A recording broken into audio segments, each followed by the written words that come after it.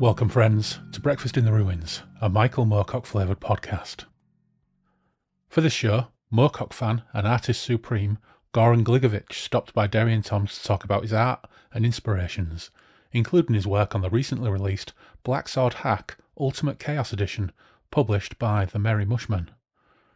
The Ultimate Chaos Edition is the second iteration of Kobayashi's development of David Black's Black Hack role-playing game, that realigns some of the mechanics to support a very specific flavour of fantastical adventuring. The intro to this edition reads thus.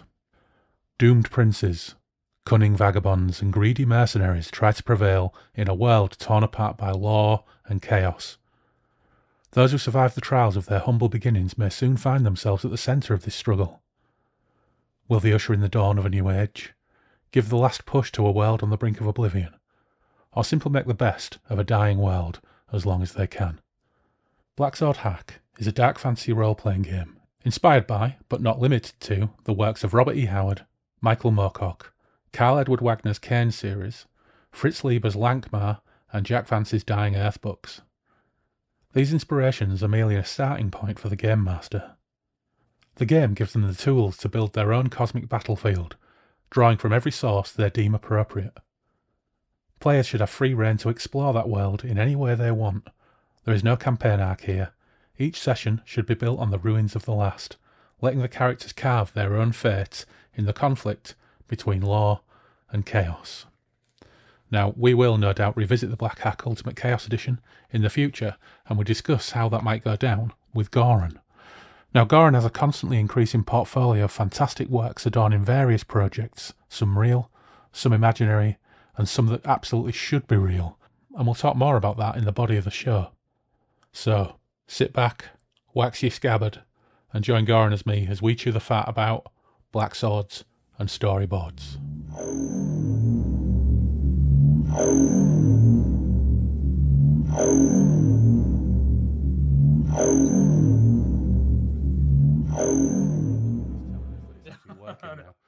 So that makes it even more idiot-proof.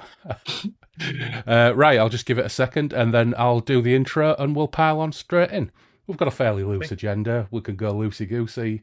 I've got a couple of beers just to, carry us on through, even though it's a school night here in Bradford. But, I'm sure we can manage. I have a drink myself here, so... All right, cool. Well, we're back in Derry and Toms, and I'm absolutely delighted to be joined by Goran Gligović on this occasion, and we're going to be talking about some of Goran's work around Moorcock and some other things as well. But welcome to Derry and Toms.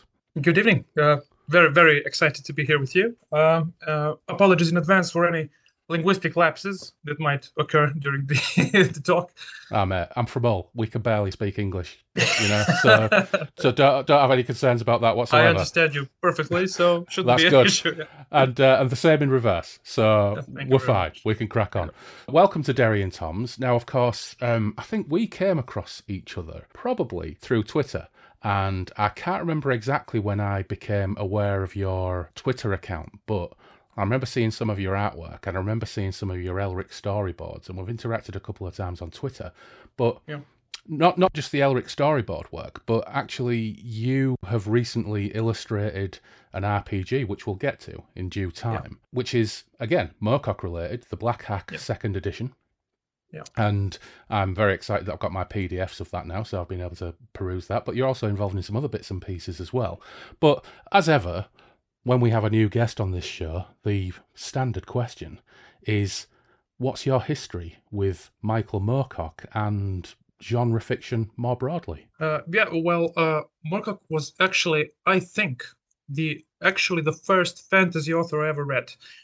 I was maybe like 6 or 7 years old, and my dad borrowed some books from a workmate of his, and it was like a children's line of books, usually adventure fare like Jules Verne, Karl May, stuff like that. But also they had Moorcock in the same line. I don't know if they thought it was appropriate for children exactly, but it was actually Hawkman books. Yeah, and actually Hawkman was the first proper fantasy hero I read about, and it was around the same time when I first saw John Boorman's Excalibur. So it all kind of fit together perfectly in that way, and it was immediately inspiring. I drew since I was maybe 3 years old, and I read them at 6 or 7, and I think that sealed the deal regarding my genre of choice, so to speak. Yeah. Well, I think I was still somewhere around about The Hobbit, age 6 or 7, and even then, I think my mum was reading it to me rather than me reading it myself. So, I was an early reader, so yeah. To dive straight into the Hawkmoon saga at that age, I mean, there's, it's in places it can be quite goofy, but there's some pretty strong imagery in there, isn't there? So, what impact did that have on you as a 6 or 7-year-old? I think the first thing that stuck out now that I'm trying to remember it, the animal mask helmets, stuff like that. From Grand Britain. It was such a striking image for me. I probably because of Excalibur again, because there are also these pig-faced helmets and dog-faced helmets in that film. That's right. And, yeah. It was like a perfect storm of inspiration, I guess. Yeah. And also, I think it was around then that I was first starting to get into the English language. Mm-hmm. So when I first realized that. Grand Britain, actually, look at this. It's actually Great Britain. This is a world kind of like our own. So what a fun idea. And it just kind of went from there. Yeah. And it's funny, you mentioned Excalibur as well. And I think we're maybe 56 or 57 episodes in, and I don't think we've ever talked about Excalibur on this podcast. But visual design-wise, I can remember watching Excalibur probably pre-10 years old. Definitely. When it was probably first broadcast on the television in the 80s, and my dad recorded it on VHS, and I must have watched it dozens and dozens and dozens of times. So if you're creative and artistic, what kind of impact does John Boorman's Excalibur have on your imagination at that age? The first thing I that stuck out to me there that I remember vividly is maybe you'll remember too, the green glow on the armor whenever the magic is present. Yeah. I think that was the whole kind of thing. Excalibur gets drawn or Lady of the Lake appears, whatever, and these shining armors get this otherworldly green glow. And it looks so perfect. And I loved it. And you get that musical sting every time as well, don't you, whenever you get the green glow. Yeah. I can remember watching that, and it struck me on a couple of levels. I mean, one is it's incredibly violent. So the battle at the beginning where you have knights fighting each other, two knights holding one man down as another knight puts an axe into his chest, limbs being lopped off. Exactly. And when Uther is kind of down on his luck a little bit, all the armor is rusted and filthy. Yes. And it looks heavy as shit. It really does. There's that fight where he's trying to escape after he's used Merlin's help to get into the castle and have his way with Igraine, which top marks doing that in armor. That's something that struck me as a kid. Is that actually possible? Yeah. Clearly on some level. Yeah. So he's being chased through the forest, and all of the fighting is laboured, and they all look absolutely exhausted. It was the first time I'd ever seen anything like that, and kind of thought that actually this is really brutal, and it takes its toll on the people wearing the armour. It's violent, it's unpleasant. It looks absolutely incredible. The story is magical, but there is this natural physicality to it as well, and it kind of plays off each other excellently, I think. Yeah, and of course there's some really, truly fantastic performances in there as well. Once you get onto, the Knights of the Round Table, they've got the glorious armour and everything else, and then everything builds up to that peak. You've got that wonderful performance from Nicole Williamson as Merlin, which again is unlike anything in any other film. Exactly. And it all builds up to that incredible battle at the end, but you have that contrast between those early scenes where everything's filthy, everything's muddy, and the scenes where Percival is trying to find the Grail and England is kind of damned and pestilence. Yes. And there's a couple of background character actors who pop up in a lot of these films. They pop up there. They've got, I think the expression is interesting faces. So when Yeah. he's out there and everything is completely fucked, you have these characters. And I remember seeing one of them and thinking, oh, it's that guy. And it was in Return of the Jedi. In Return of the Jedi, when Luke Skywalker goes up to the Emperor's tower on the Death Star, the Emperor is gassing with a couple of tall, weird-looking blokes in like his counselors or something, and one of them is one of those guys I never caught that. from the swamp in Excalibur, who probably got his work because he had this interesting face. And he also pops I love those faces, he also pops up in Jabberwocky, which is my other favourite knights flailing around Also in the good mud one, film. Yeah. But yeah, it's wonderful. And then the design on that film, once you get to Mordred, the introduction of Mordred first as a young boy and then as a grown man, that armour with the half face, yes, the gold arm, it's incredible. that will get you into fantasy, I think. Yeah, If anything, will. yeah, absolutely. And Yeah. I can remember my parents going to see that at cinema and coming back, and my dad and my uncles and my granddad, as you'll know if you listen to the podcast, they were all into fantasy and science fiction and all that business. And I can distinctly remember probably 2 films from when I was a kid where they came back, and I'd be at Nana and Pop's house on a Saturday, and my dad would be there and my uncle would be there, and they would be waxing lyrical about a film. And it only really happened twice. It was Excalibur and it was Conan the Barbarian. To them, they were like the ultimate sword and sorcery Absolutely, movies. to this day. Yeah. And it's never changed. They've never been replaced, have they? Certainly not in my mind. So you've read the Hawkmoon books as a 6 and 7 year old. Yeah, Did there. Did that lead you into any other genre fiction? How did you reach out into other parts of the genre and another Moorcock? I think it was a natural progression from there.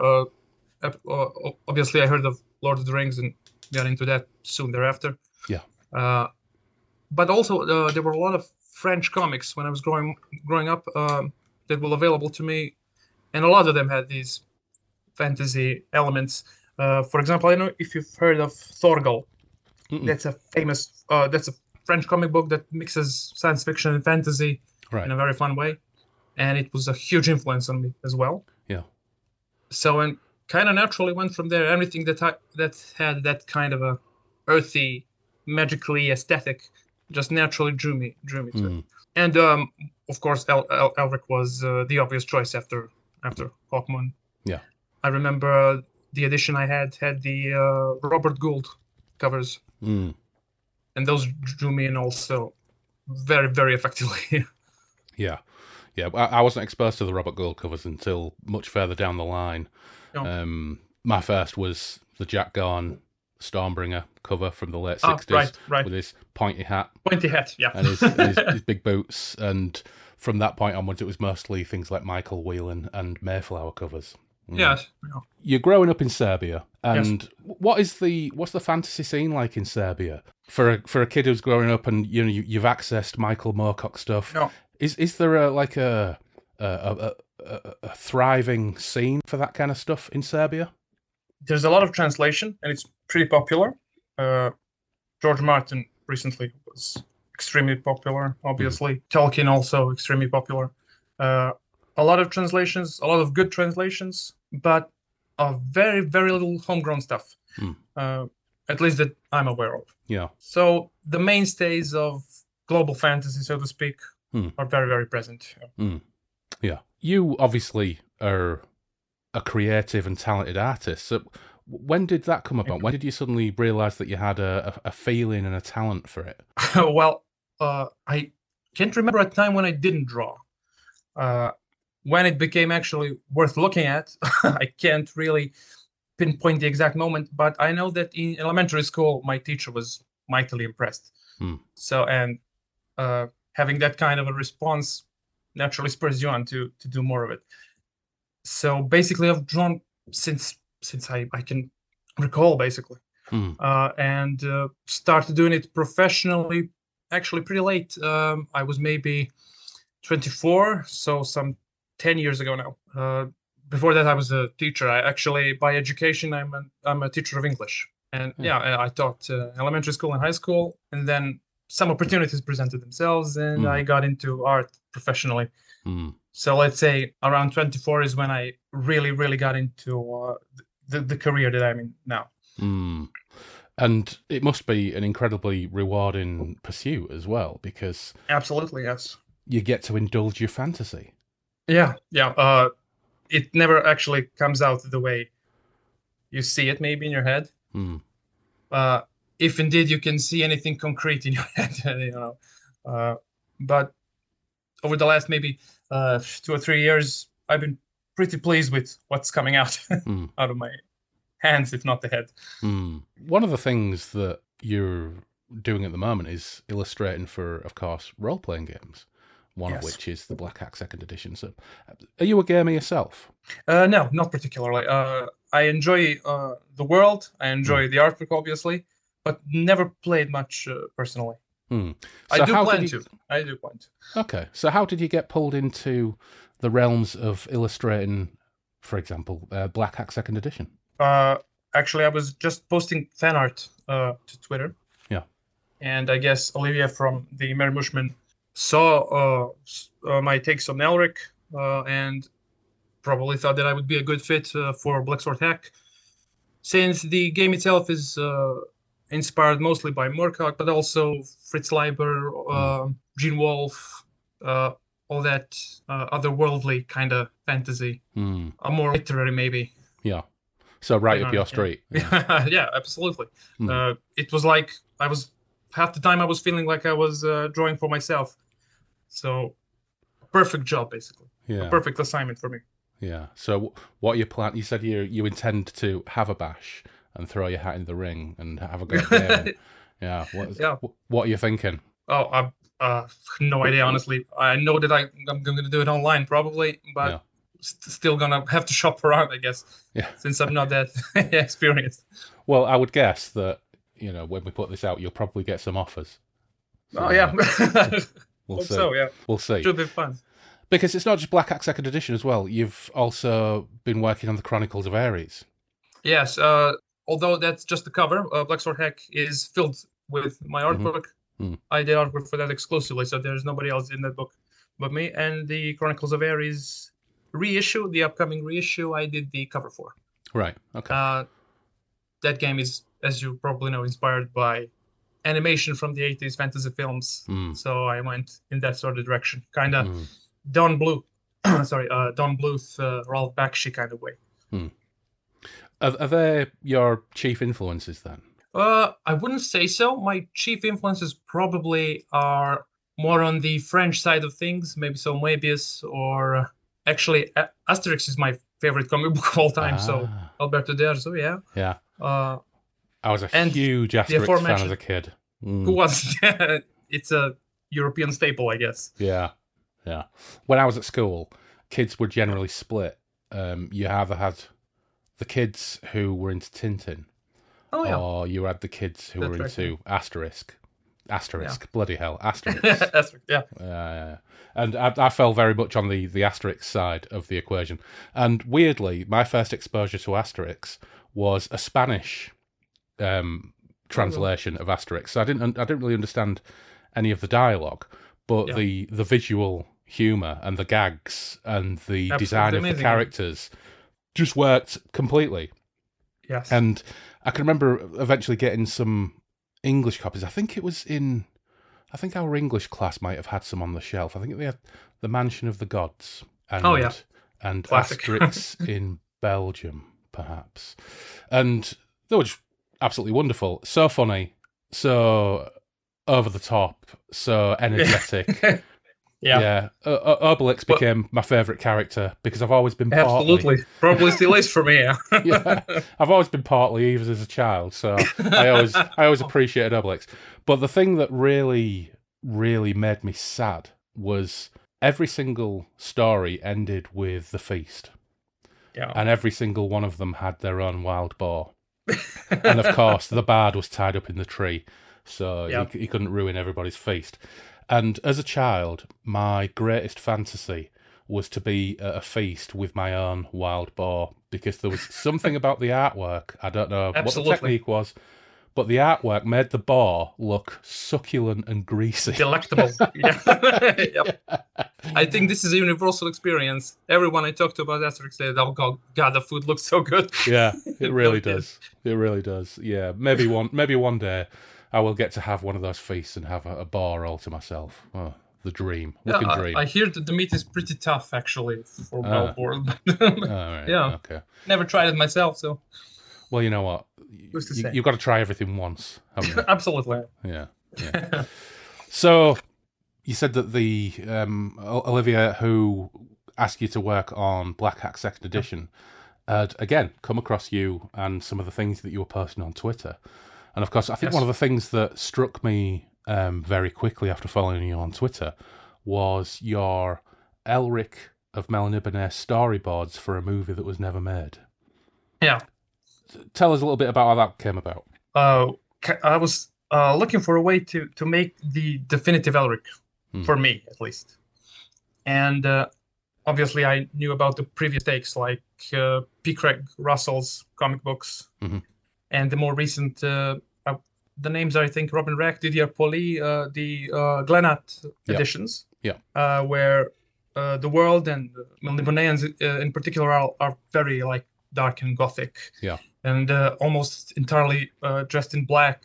I remember Dr. Jest looks basically like a Cenobite. Yeah, he has no arms and these amazing big spider legs on his back. I liked the take, but I thought it went maybe a bit too far dark-wise. And on the other side, P. Craig Russell was very, I don't know how to, it was multicolored, to say the least, wonderfully drawn.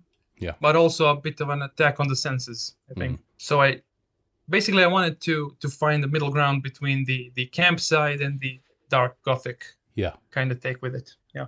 So I was thinking about how would I achieve this? Maybe like a series of sketches, or like maybe 3 or 4 paintings just to get the feel of the world. But then I figured that animation would have been probably the perfect medium for these stories. And I figured, why not try a new thing and make fake screen caps, so to say, from a film that was never made. And I ended up making 12, and they cover basically book 1 of book 1. Yeah. Basically, they end with the moment when Elric falls into the sea towards Strasha. Yeah. I think the reason why they appeal to me so much is exactly as you just described. I like to an extent, the French comic adaptations, the Julien Blondel stuff. I like the artwork. I admire the art style, but it doesn't really fit my imagination as to how I see Elric. Yeah, I agree there. I'm still fixated very much on my early readings of Elric, where he's dressed like a southern barbarian, he's dressed like a dandy. He's wearing brightly coloured pantaloons and whatever else. That was the first thing for me, the clashing patterns, stuff like that. Yeah. And again, as you pointed out, the P. Craig Russell's ones, they can be quite hard on the eye. And I appreciate the psychedelia that he brings to the table, but absolutely, it fits. Yeah, but it goes to a point where at times it almost looks goofy. And so actually striking that balance between those two poles is why they're so appealing. And not only are they colourful, but actually the illustrations of the characters have a really, really wonderful stylistic animation look to them, which is fantastic. Thank you very much. Mission accomplished then on my part.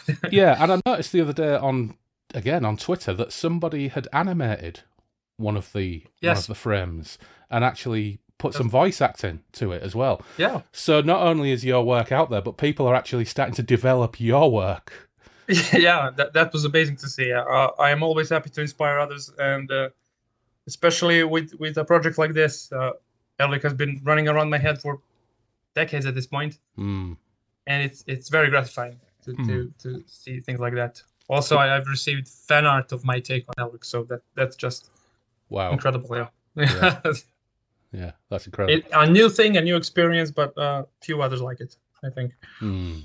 So, seeing as you've storyboarded Elric, I think it would be rude if we didn't pull out Lord Shark's ostentatious couch and talk about casting, Oh, fantasy casting, Elric. Have you ever thought about what your ideal take on Elric would have been? Because of course we keep getting these suggestions that there will be some kind of television or streaming adaptation. I think the news is now out that the Elric of Melniboné TV series isn't going to happen. The Hawkmoon TV series isn't going to happen. But Apple TV Plus are now working on an Eternal Champion TV series. Oh, I think I saw something about it, yeah. Yeah, and they have the rights to all of the characters, I think, except... I can't remember which ones. It's maybe except Michael Caine and... Was it Jarrett Carney? I can't remember. Somebody has the rights to a couple of bits and pieces. Sure. But they've got the rights to Von Beck, they've got the rights to Hawkmoon back off the BBC, they've got the rights to Elric, Ericos, right, Corum. It's all there. So if we were to have ourselves a meeting with the Apple TV Plus producers, which I think it's David S. Goyer, who I've got mixed feelings about because he just seems to do everything. But they did a fairly good job with Sandman, so I've got to give them the benefit of the doubt, I think. So what would be the do's and don'ts for you? If they approach you and say, Goran, we want you to storyboard the Elric section of the Apple TV Plus series, what would be your kind of nightmare prompts from a producer that you wouldn't want to put into an Elric adaptation? Oh, that's a good question. First and foremost, I wouldn't want it to be monochromatic. So no dark spiky armor everywhere. That's the first thing. Yeah. Definitely not that. Second thing, Elric cannot be jacked. He cannot be swole. He cannot look like a bodybuilder. He needs to look sickly, skinny, on the verge of death, basically, at all times. So these are the big two things, I think, for the main character and the world around him. Yeah. When it comes to actors, I don't have a tendency to fan cast anything in my head, but for the fake screen caps that I did, Peter Murphy, the singer, the musician, was my idea in my head for Elric. Of course, obviously, he's too old now to play the role, maybe voice or something like that, but that kind of a presence, I think, would fit him best. As for actual names, I really couldn't say. I think I've got a lot of... I don't want to say anxieties because I'm not sufficiently invested in television to really get that heated up about it. But I have certain anxieties about it becoming an all singing, all dancing, streaming TV show, and because it's going to include all sorts of different things that maybe certain things just won't get the attention they deserve. But on the other hand, I think these books were written in 3 days on speed binges. And, absolutely, so yeah. Yeah, and you can They're read... not sacred texts as such. You can read them on one visit to the toilet, some of them. So maybe that's the right way to do it, Maybe that is the right way to do it. So I don't know. So what else are you working on? Because I saw also that you've done some work for a rock opera called Place of Honor. Oh, that's new. Actually, I just finished it 3 days ago, I think. The entire album is based on the nuclear refuse warnings that people probably come across on the internet. The messages that say things like, "This is not a place of honor, do not enter here," stuff like that. Right. And I was assigned to do a single illustration for the album, but other artists will cover other songs on the album, and it looks like an amazing project so far. What else are you working on? Currently, I'm wrapping up some personal commissions. Don't have anything big lined up at the moment. Have to finish a comic book series I've been working on. It's called Company of the Eagle. It's kind of like a flintlock fantasy kind of thing, written by John Perez. We did 3 issues so far. I have to finish the 4th one this year. Yeah. So that's probably the biggest item on my agenda for 2023. Right. So are you open to commissions? I don't usually open them on Twitter because I don't want to sound like I'm complaining, but I get inundated with messages and I can't keep up. So for now, I just accept sometimes email commissions when they strike my fancy, basically. Yeah. Well, that's a fairly good position to be in, isn't it? Oh, excellent position to be in as an artist. Absolutely. So you won't hear me complaining at all. Yeah.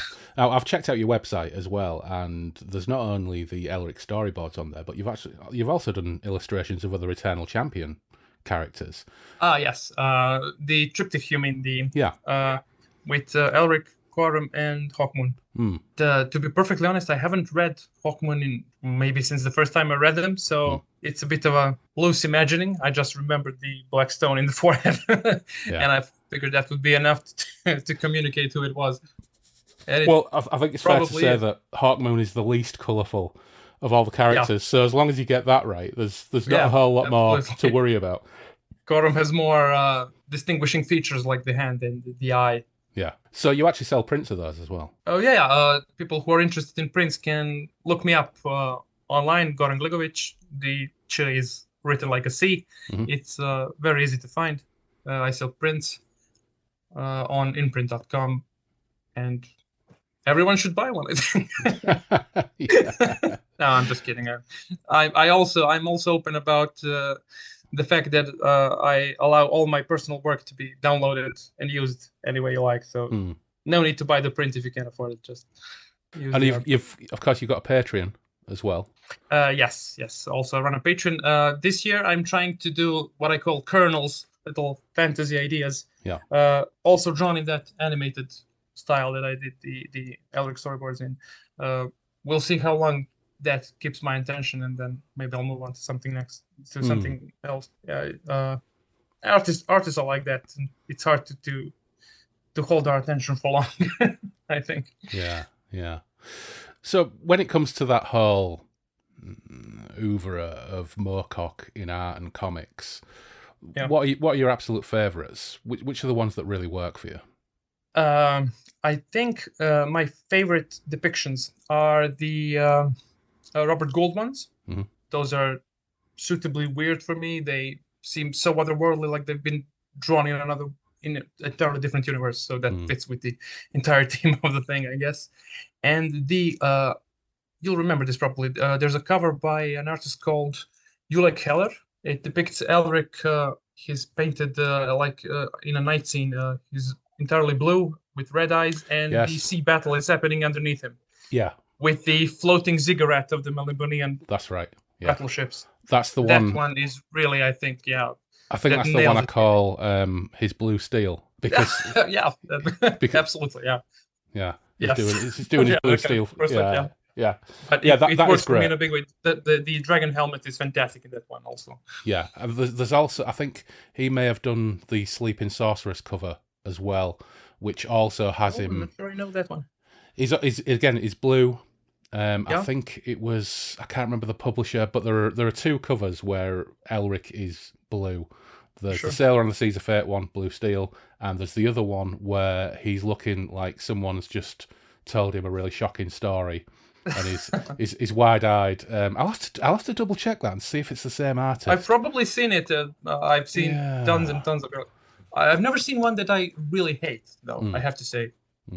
I think the character and the world are flexible enough to take all kinds of stuff. So I've never seen one that I hated. Yeah, no, I think that's true. So what else can we plug for you while you're here in Derry and Toms? Well, as you said, I run a Patreon account, Twitter account, and an in-print account, all under the name of Goran Gligović. Again, written like a C. Other than that, there's not much to say. I tend to plug everything I do on Twitter, so if people follow me there, they're probably not going to miss anything important that I post here. All right, cool. Well, we'll link to your page, your Patreon page, and your Twitter account in the show notes when this goes out. But for now, it's been an absolute pleasure talking to you, and hopefully we'll get you back in D&Ts at some point in the future to talk about something more Moorcockian or maybe something else. We'll see. Maybe even talk about gaming experiences. Oh, sure. When I dip my toes, as it were, into the whole scene. Yeah. Well, funnily enough, I think we've done 5 RPG-focused episodes now, and we will be doing a 6th before long. But I'm just trying to decide whether I will run an online game of Black Hack 2nd Edition or Mornblade, because, of course, Oh. I've just got my PDF of the Mournblade starter set, which has been sent out to backers of the Elric board game. Yeah. And yeah, but I think if I was to hand out an invitation for you to join myself and a couple of the patrons to have a bash at a Moorcock-y type game, I think it would only be right that it would be Black Axe Second Oh, Edition. that sounds amazingly fun. Yeah. Yeah. It would be hard to say no to that. Yeah. Yeah. Well, in that case, we'll line it up. And there's a couple of fellas who've been running a lot of Stormbringer, who are going to come on and talk about their experiences of running the games as well. So I think it'd be a lot of fun to actually have a one-shot of Black Hack Second Edition one Sunday That afternoon would be amazing. or something. And you then, can count me in if it happens. Yeah. All right, cool. Well, we'll do it, and then we'll talk about it, and we'll stick it out there for people to hear. Excellent. All right. Sounds like a plan to me. Thanks, Goran. Really appreciate it. Thank you very much.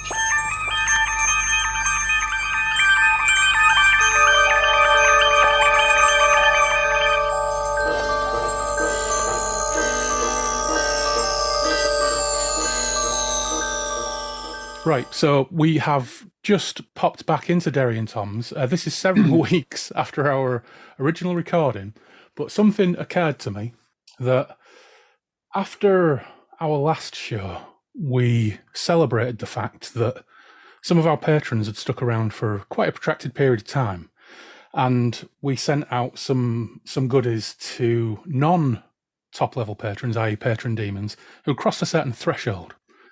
But I thought, it's been a funny month here at Derry and Toms, and I thought just generally, in order to celebrate not only the glory of your artwork, Goran, but also just generally being alive, it being summer, May Day has passed, time of rebirth, and also I was looking at your imprint web shop and looking at some of your glorious work, and we'll talk about some of that, because there's not only your Moorcock work on there, but also for our Tolkien fans and our Tolkien fan friends out there, there's some really rather marvellous Tolkien work on there as well.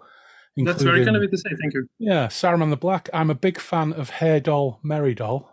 Very happy to hear that. Fan will know what we're talking about there. That's wonderful.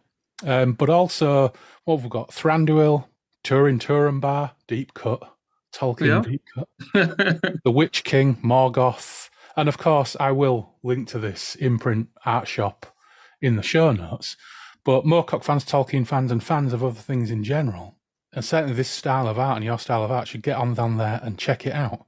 But also, at the top of the page, and I only saw these on Twitter probably last week for the first time when you tweeted them, the Gitite Chemosit album covers. Tell us a little bit about those and where they came from, because I've got to say, number 2, Hyborian Heavy Armour, it's absolutely brilliant, and I think I'm going to pick up a print of that myself. That one is my favorite as well. I'm a fan of metal music and metal artwork, and I was rereading the first book in the Viriconium series by M. John Harrison, The Pastel City. Yeah. Where a race of brain-stealing robots called the Gitite Chemosit make an appearance. And I always thought that made for a fantastic man name. So I figured, why not? I employed the services of my friend Andrei Lukin, who created the logo that you see at the top of every album cover. And then I just went to town and tried to make 4 extremely metal images. Yeah. In my mind, it sounds maybe thrashy, maybe a bit of death metal in there. So yeah. That's definitely the sensation I got. But also number 3 with the fist hitting the mush of the person with the outrageous hair. I actually got a almost 80s goth band feel from that as well, which is wonderful. Pretty punky, pretty goth, yeah. Yeah, a bit punky, bit gothy, new wave of British heavy metal feeling.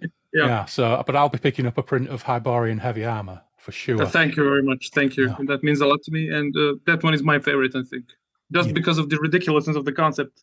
So I suppose for people, of course, the problem when you're talking about art and a podcast isn't a visual medium. Yeah. I suppose we should just describe what we're actually looking at here. So we're looking. I'll leave that to you. Describe it. You describe it. Right. Okay.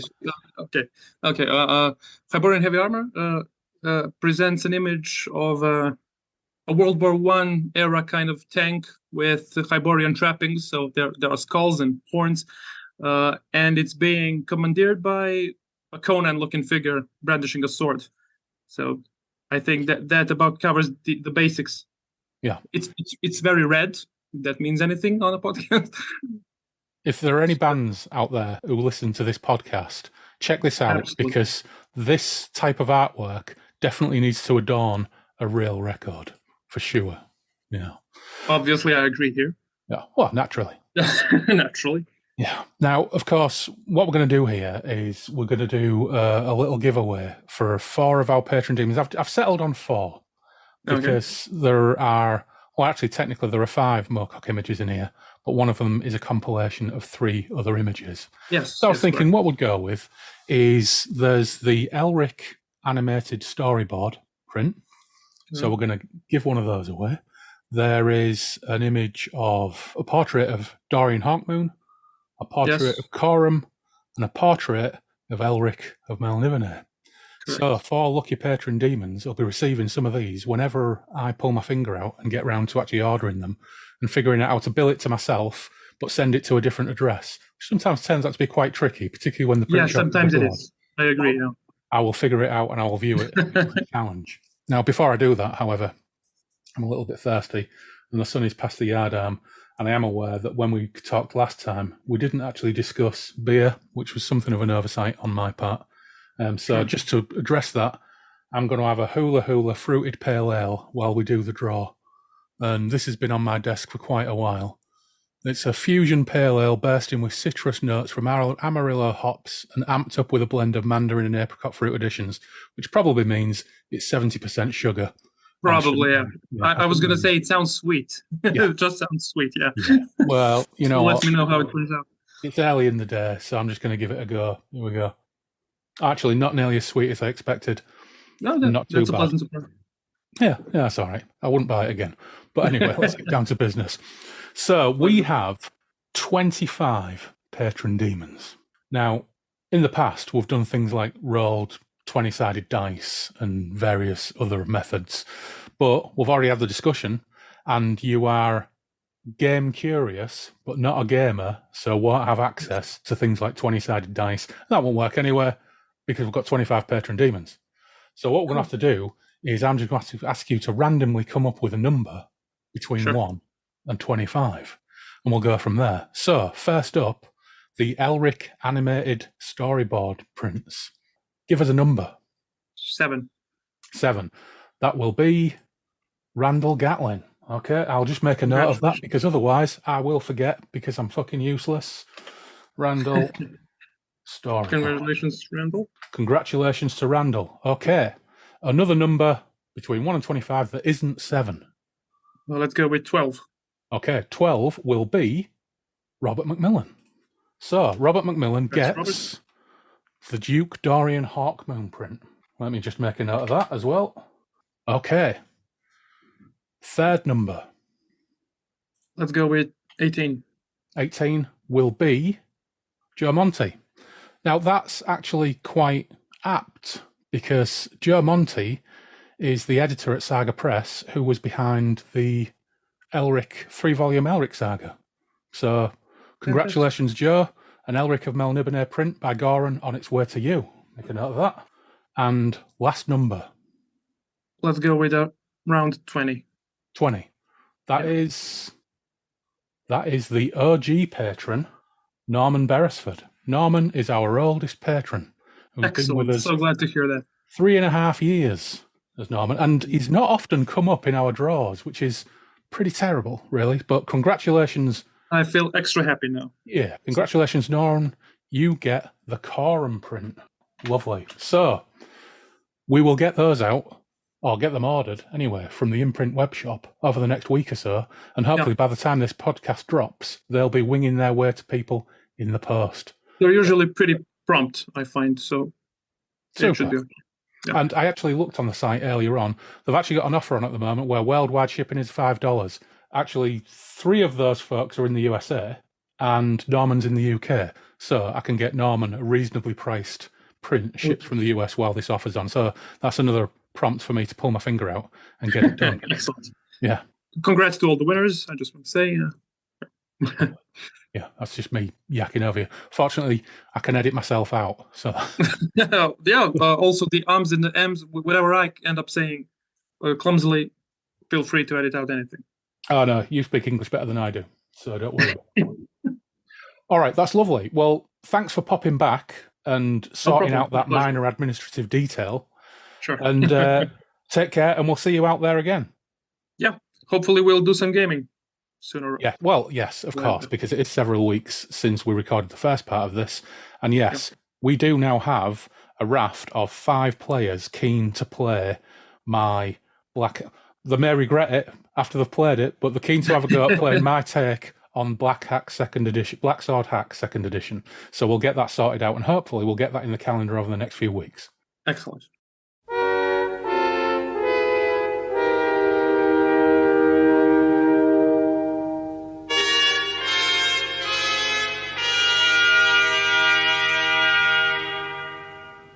Massive thanks to Goran for dropping into Derry and Toms not only once, but twice. You can find his portfolio at gorangligović.com, and I'll link to that and his imprint site in the show notes. Also, some thanks to other folks too. Thanks to Gabriel Laycock for letting us know that a basillard is a dagger, or short sword, with a hilt shaped somewhat like a letter H on its side. So, thanks for that, Gabriel. And the thank yous continue. There are a few today, but I've had a lovely month. All the way from New York, Greg Faulkner sent me a fantastic cast metal keyring of the show logo, the Simon Perrins show logo, of course, and I love it. It put a real smile on my face, and, judging by Instagram, Greg, is a hotly desired item. Now you can check out Greg's work at Carrera Casting on Instagram, or visit carreracasting.com. But it's a terrific piece of work, and it's right in front of me right now, making me smile. Meanwhile, Steve Aylett, author of Hyperthick, Lint, and the Moorcock-approved Dancer's Tale, Rebel at the End of Time, amongst a plethora of other wonderful satirical goods that you can peruse at steveaylett.com, sent me the Trickster Brick, a deck of 78 cards containing Aylett texts, surreal imagery, and creativity prompts that are currently helping me navigate a lengthy writer's block. So I'm going to draw a card now, and I've drawn Harvest. In a society which has amassed standards as a buttress against curiosity and invention, there are works with so many building code violations that a life of dazzling intensity finds its way in at every hole.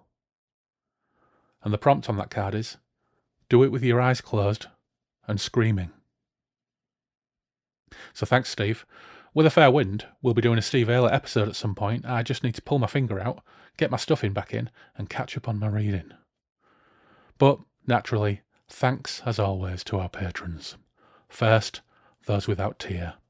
Anthony Piconti, Tim Cardos, Dave Dempster, and Sebastian Weetabix.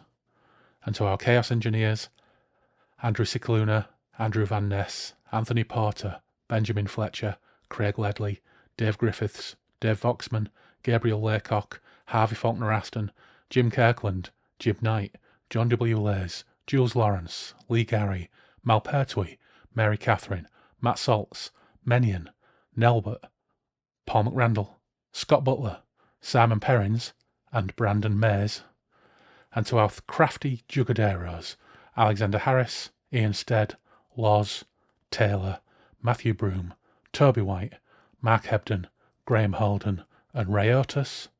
And finally, of course, eternal thanks to our patron demons, Andy Darby, Clarky the Cruel, David Lee, Fred Quiche, Gareth Wilson, Greg Faulkner, Gwen Barlow, Imria, Jenny Stim, Jay Reeser, Joe Monty, Jason Vogel, Liam J, Miles Reed-Labato, Mort Main, Neil Burton, Paul Hillary, Randall Gatlin, Steve Round, Tom Murphy, the OG patron Norman Beresford, and last but of course never least, Robert McMillan. Now, I do have something of a confession to make regarding the draw that we made with Goran earlier in the show. I did get the orders out for those prints, but I fucked up which print people were getting. So when they arrive, gentlemen, you will find that you've got a wonderful Goran print.